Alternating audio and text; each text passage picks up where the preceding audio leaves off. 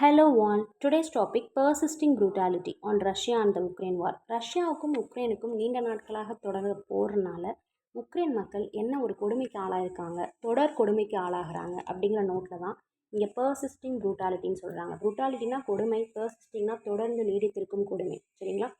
So இது எதனால இந்த போர் ஸ்டார்ட் ஆச்சு அப்படிங்கிறது இப்போ நம்ம ஒரு அவுட்லைனாக பார்க்கலாம். 1991 சோவியத் யூனியன் அப்படிங்கிற ஒரு அமைப்பு வந்து பார்த்திங்கன்னா பல நாடுகளாக பிரியுது. அந்த சோவியத் யூனியன் தான் ரஷ்யா. சரிங்களா? அதிலிருந்து பிரிந்த ஒன் ஆஃப் த கண்ட்ரி தான் உக்ரைன். ஓகேங்களா?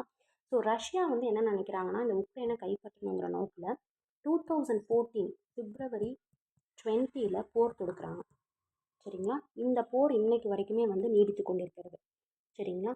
இப்போது கரண்ட்டாக வந்து பார்த்திங்கன்னா சிவிலியன் லொக்காலிட்டியில் 42 உயிர்களை காவு வாங்கியிருக்கிறது. சரிங்களா? மிசைல் அட்டாக் ரஷ்யா பண்ணியிருக்காங்க உக்ரைன் சிவிலியன் பீப்புள் மேலே. ஸோ இது வந்து சாதாரண மக்கள் வந்து 42 பேர் கொல்லப்பட்டிருக்காங்க. இது மிகப்பெரிய கொடுமையாகவும் இதை பார்க்குறாங்க. இது எதையோட வந்து ஒப்பிடுறாங்க அப்படின்னா, இதே ரஷ்யா வந்து 24th February 2022ல் இதே மாதிரி ஒரு போர் நடத்தினாங்க. அதில் நிறைய மக்கள், வெகுஜன மக்கள் வந்து பாதிக்கப்பட்டு இறந்தாங்க இல்லையா? அதே மாதிரியான ஒரு அட்டாக் தான் அப்படிங்கிறத இதை நினைவு கூறுறாங்க. ஓகேங்களா? ஸோ இது எதற்கான வார்னிங்காக இந்த ரஷ்யாவில் வந்து திடீர்னு இந்த ஒரு மிசைல் அட்டாக் பண்ணுறாங்க அப்படின்னா, நேட்டோ அப்படிங்கிற ஒரு அமைப்பு இருக்கு இல்லையா? இவங்க ரீசண்டாக என்ன ஒரு முடிவு பண்ணுறாங்க அப்படின்னா, வாஷிங்டனில் ஒரு மீட்டிங் வச்சுட்டு 40 பில்லியன் யூரோ, சரிங்களா, 40 பில்லியன் யூரோவை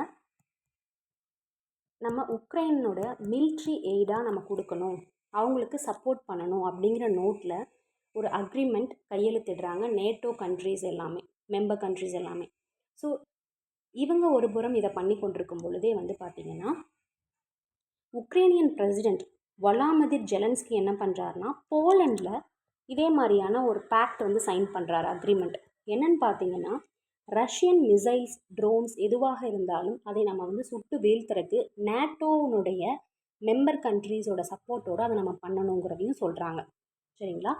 ஸோ நேட்டோவும் சரி, போலண்டில் இருக்கக்கூடிய ஒரு அக்ரிமெண்ட்டாக இருந்தாலும் சரி, இது ரெண்டுமே ரஷ்யாவுக்கு எதிராக திரும்புது அப்படிங்கிறத தெரிஞ்சுக்கிட்ட ரஷ்யா என்ன பண்ணுறாங்கன்னா, இந்த போர் கண்டிப்பாக தொடரும் அப்படிங்கிற ஒரு வார்னிங் சிக்னலாக தான் இந்த மிசைல் அட்டாக்கை மேற்கொள்கிறதா சொல்லப்படுது. இந்த ஒரு நோட்டில் தான் இந்த ஆர்டிக்கிள் வந்து பேசியிருக்காங்க. ஓகேங்களா? Next one, a new trend on militancy in Jammu and Kashmir. நமக்கு ஜம்மு அண்ட் காஷ்மீரில் என்ன பிரச்சனை அப்படிங்கிறத நம்ம ஒரு அவுட்லைனாக பார்த்துடலாம். ஜம்மு அண்ட் காஷ்மீருங்கிற ஒரு பகுதியை மட்டும் பாகிஸ்தானோட மர்ஜ் பண்ணுறக்காக பல இஸ்லாமிய அமைப்புகள் வந்து செயல்படுறாங்க. அது வந்து நேஷ்னலிசமில் இருந்து ஜிஹாதிசமை ஊக்குவிக்கும் விதமாக அந்த டெரரிஸ்ட் குரூப் வந்து செயல்படுறாங்க. ஓகேங்களா? ஸோ ஜிஹாதிசம் அப்படிங்கிற ஒரு விஷயத்தை முன்னெடுத்து அவங்க வந்து அதை பண்ணிகிட்ருக்காங்க. ஓகேங்களா? இது பல நாட்களாக இது தொடர்ந்து கொண்டு இருக்கிற ஒரு விஷயம்தான். இப்போ ரீசண்டாக 5 ஆர்மி பர்சனல் வந்து டெரரிஸ்ட் அட்டாக்னால இறந்து போயிருக்காங்க. இதுக்கான காரணம் என்னன்னு பார்த்தீங்கன்னா, இது எங்கே நடந்துச்சுன்னா, பேட்னோட்டா வில்லேஜ், ஜம்முவிலேருந்து 124 கிலோமீட்டர் தள்ளி இருக்கக்கூடிய ஒரு வில்லேஜில் நடந்திருக்கு. சரிங்களா? ஜம்மு அப்படிங்கிற ஒரு காத்துவா சிட்டி, ஜம்முவில் கத்துவான்னு ஒரு சிட்டி இருக்குது. ஸோ அந்த கத்துவா சிட்டியிலேருந்து 124 கிலோமீட்டர் தள்ளி இருக்கக்கூடிய பேட்னோட்டா வில்லேஜில் இந்த டெரரிஸ்ட் அட்டாக் நடந்திருக்கு. இதில் 5 ஆர்மி பர்சனல் இறந்து போயிருக்காங்க. சரிங்களா?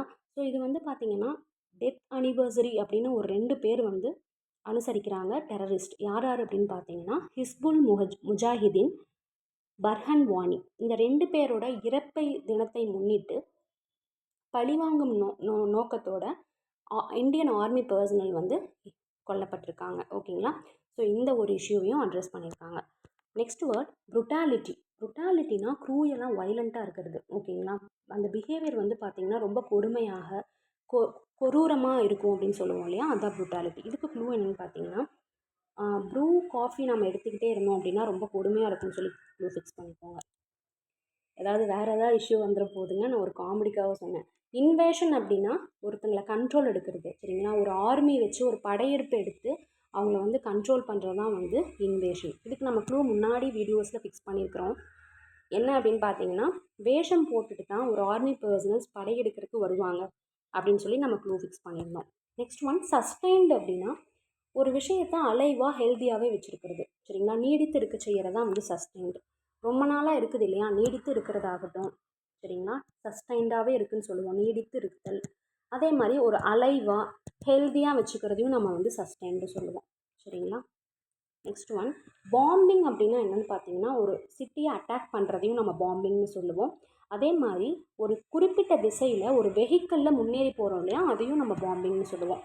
ஒரு வெஹிக்கிளில் மூவ் ஆகி ஒரு டெஸ்டினேஷனுக்கு ரீச் ஆகிறோம் இல்லையா, அதை பாம்பிங்னு சொல்லுவோம். ஒரு பாம்பு பிளாஸ்ட் நடக்குது அப்படின்னா அதையும் நம்ம பாம்பிங்னு சொல்கிறோம். நெக்ஸ்ட் ஒன், காலஸ்னஸ் அப்படின்னா ரொம்ப பரிவுணர்வே இல்லாமல் கொடுமையாக வந்து ஒருத்தவங்களுடைய ஃபீலிங்ஸை அசட்டை செய்கிறது, அலட்சியம் செய்கிறது தான் வந்து காலஸ்னஸ். இதுக்கான க்ளூ என்னென்னு பார்த்தீங்கன்னா, ஒருத்தங்க கால் பண்ணியே நமக்கு வந்து ஒரு கஷ்டத்தை சொன்னாலும் நம்ம சட்டை செய்ய மாட்டோம்னு சொல்லி க்ளூ ஃபிக்ஸ் பண்ணிக்கோங்க. அதாவது இன்சென்சிட்டிவாக இருக்கிறது, அவங்களுடைய உணர்வுகளுக்கு மதிப்பு கொடுக்காம அவங்கள வந்து க்ரூயலாக வந்து ட்ரீட் பண்ணுறது தான் வந்து காலஸ்னஸ், சரிங்களா. டிஸ்ரிகார்ட் ஃபார் அதர்ஸ், அதாவது அலட்சியம் செய்தல், ஒருத்தங்களை அலட்சியப்படுத்துறது, அவங்க கஷ்டத்தை புரிஞ்சுக்காமல் இருக்கிறது தான் வந்து காலஸ்னஸ், ஓகேங்களா. நெக்ஸ்ட் ஒன், இன்க்ரிமெண்டல் அப்படின்னா ஒரு இன்க்ரீஸ் ஆகிறது, ஒரு அடிஷன் ஆகுது இல்லையா, அது தொடர்பானது. ரிலேட்டிங் அண்ட் அடிஷன் அல்லது இன்க்ரிமெண்ட், அதுதான் வந்து இன்க்ரிமெண்டல். உங்களுக்கே தெரியும், இன்க்ரிமெண்ட்ஸ் கொடுக்குறோம் அப்படின்னு சொல்லி கம்பெனிஸில் சொல்கிறாங்கன்னா அடிஷனாக கொடுக்குறது தான் வந்து incremental. Next one, hill top அப்படின்னா என்னென்னு பார்த்தீங்கன்னா ஒரு குன்றினுடைய உச்சி, ஒரு வளர்ச்சியினுடைய கடைசி ஸ்டேஜ், ஃபைனல் ஸ்டேஜ் தான் வந்து ஹில் டாப்னு சொல்லுவோம். இன்கெப்பாசிட்டேட்டட் அப்படின்னா ஒருவர் வந்து ஒன்றை செய்ய முடியாதவாறு முடக்குதல், சரிங்களா, செயல் முடக்கம் பண்ணுறது தான் வந்து இன்கெப்பாசிட்டேட்டட். கெப்பாசிட்டேட்டர்னால் அவங்களால ஒரு விஷயத்தை பண்ண முடியும், அதுக்கு தகுதி வாய்ந்தவர்கள் அப்படிங்கிறது தான் வந்து கெப்பாசிட்டேட்டர்னு சொல்கிறோம், ஒன்றுக்கு தகுதியானவர்கள். இன்கெப்பாசிட்டேட் ஆக்குறது அப்படின்னா அவங்கள செய்ய முடியாத மாதிரி பண்ணுறது, ஓகேங்களா. தகுதி ஆக்குறது கெப்பாசிட்டேட்டர். அப்போ இன்கெப்பாசிட்டேட்னா ஒருத்தரை ஒன்று செய்ய விடாமல் செயல் முடக்கம் பண்ணுறது. ரெஜுவனேட் உங்களுக்கே தெரியும், புத்துணர்வு ஊற்றுறது, புத்துயிர் பெற செய்கிறது. கன்வின்ஸ்னால் ஒருத்தங்களை இணங்க வைக்கிறது, சரிங்களா. ஒரு விஷயத்தை நம்பும் மாதிரி அவங்களுக்கு வந்து ஒரு விஷயத்தை வந்து நம்ப வைக்கிறது தான் வந்து கன்வின்ஸ், ஓகேங்களா. கன்வின்ஸ் இன் த சென்ஸ் இணங்க வைக்கிறது, ஒரு விஷயத்தை நம்ப வைக்கிறது தான் வந்து கன்வின்ஸ். ஆம்புஷ்ட் அப்படின்னா ஒரு சர்ப்ரைஸான ஒரு அட்டாக், ஓகேங்களா. ஒரு கன்சீல்டு பொசிஷன், மறைவான பொசிஷன், கன்சீல்னால் மறைந்திருந்து அட்டாக் பண்ணுறது தான் வந்து ஆம்புஷ்ட், சரிங்களா.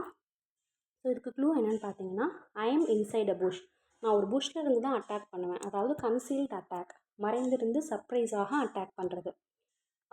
ப்ளேஃபுல்லாக அந்த கேட்ஸ் எல்லாம் பண்ணும் இல்லையா, மறைஞ்சிருந்து திடீர்னு நம்மளை வந்து அட்டாக் பண்ணும், அதையும் வந்து ஆம்புஷ்னு சொல்லுவோம். Next one, convoy. கன்வாய் அப்படின்னா ஒரு வெஹிக்கிள்ஸோ ஒரு ஷிப்ஸோ வந்து டுகெதராக ட்ராவல் ஆகிட்டு இருக்கும் இல்லையா, அதான் வந்து கன்வாய்னு சொல்லுவோம். மோஸ்ட்லி நம்ம ஷிப்ஸை சொல்லுவோம், ஷிப்ஸ் வெஹிக்கிள்ஸ் எல்லாமே வந்து ட்ராவலிங் டுகெதர் தான் வந்து கன்வாய், மிலிட்ரி கன்வாய்ஸ்ன்னு சொல்லுவோம்.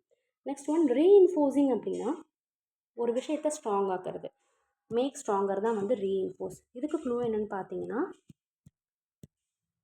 சரிங்களா, ஃபோர்ஸை உள்ளே திரும்ப இறக்கிறது அப்படின்னு சொல்லி ஞாபகம் வச்சுக்கோங்க. ரீஇன்ஃபோர்ஸ் தான் வந்து மேக் ஸ்ட்ராங்.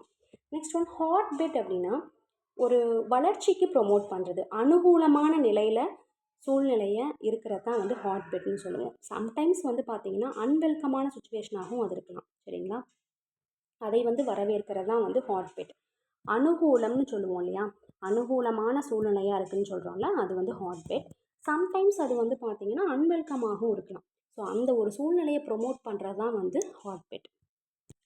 நெக்ஸ்ட் ஒன், அட்ஹியரன்ஸ் அப்படின்னா ஒரு விஷயத்துக்கு வந்து பார்த்திங்கன்னா ஒரு அட்டாச்மெண்ட் கொடுக்கறது, ஒரு பர்சனுக்கோ ஒரு பிலீஃப்க்கோ இல்லை ஒரு கமிட்மெண்ட்க்கோ ஒரு அட்டாச்மெண்ட்டாக இருக்கிறது அட்ஹியரன்ஸ்னு சொல்கிறோம். கடைபிடித்தல் அப்படிங்கிற மீனிங்கில் வரும். செகண்ட் ஒன் வந்து குவாலிட்டி வைஸ் வந்து பார்த்திங்கன்னா ஸ்டிக்கிங் ஆகிக்கிறது, அதாவது ஒட்டி கொள்றதையும் நம்ம அட்ஹியரன்ஸ்னு சொல்கிறோம், சரிங்களா. ஸ்டிக் ஆகுது இல்லையா, இப்போ கம்மெல்லாம் வந்து நம்ம ஸ்டிக் பண்ணுறோம் இல்லையா, அதை வந்து அட்ஹியரன்ஸ்னு சொல்கிறோம். அதே மாதிரி வந்து ஒரு ஒரு அட்டாச்மெண்ட்டோ ஒரு கமிட்மெண்ட்டோ ஒரு பர்சன் மேலேயோ ஒரு பிலீஃப், ஒரு நம்பிக்கை மேலேயும் நம்ம வைக்கக்கூடிய ஒரு கமிட்மெண்ட்டையும் நம்ம வந்து அட்ஹியரன்ஸ்னு சொல்கிறோம், சரிங்களா. கடைப்பிடித்தல், அதுதான் வந்து அட்ஹியரன்ஸ். இதுக்கு க்ளூ என்னென்னு பார்த்தீங்கன்னா, ஆட் வந்து இங்கே கொடுக்குறாங்க அப்படின்னா கண்டிப்பாக அதை நம்ம கடைப்பிடிப்போம். அதே மாதிரி பார்த்திங்கன்னா அதை வந்து போஸ்டராக நம்ம வந்து பேஸ்ட் பண்ணுவோம்னு சொல்லி க்ளூ ஃபிக்ஸ் பண்ணிக்கோங்க. நெக்ஸ்ட் ஒன், சீஸ்ஃபயர் அப்படின்னா போர் நிறுத்தம் தான் வந்து சீஸ்ஃபயர், சரிங்களா. 2 குரூப்ஸ் இருக்கலாம், இல்லை 2 கண்ட்ரீஸ் இருக்கலாம், அவங்களுக்குள்ளே இருக்கக்கூடிய ஃபைட்டை அப்ரப்டாக ஸ்டாப் பண்ணுறது தான் வந்து சீஸ்ஃபயர். நெக்ஸ்ட் ஒன், இன்சர்ஜென்சி அப்படின்னா ஒரு ரிவோல்ட்டை வந்து தூண்டி விடுற மாதிரி, அதாவது அப்ரைசிங்னு சொல்லுவோம், சரிங்களா. கிளர்ச்சியை வந்து தூண்டுறது தான் வந்து இன்சர்ஜென்சி. அப்ரைசிங், அதே மாதிரி ரிவோல்ட், இது எல்லாமே வந்து இன்சர்ஜென்சின்னு சொல்லுவோம். சரிங்களா? Uprising, revolt.